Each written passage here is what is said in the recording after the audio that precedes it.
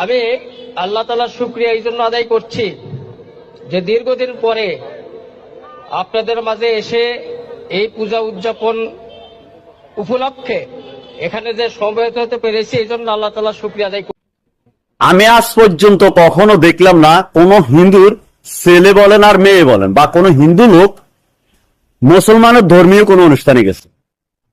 বলেন আপনি ঈদের নামাজে গেছে দেখছেন? কেউ দেখেন নাই। ঈদে কোরবানি কোন হিন্দু দিছে দেখছেন? দেখেন নাই।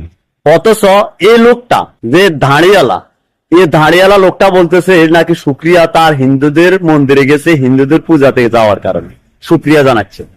আপনারা একটা জিনিস চিন্তা করেন, অনেকে বলবেন যে এ একজন মোল্লা, এ একজন আলেম।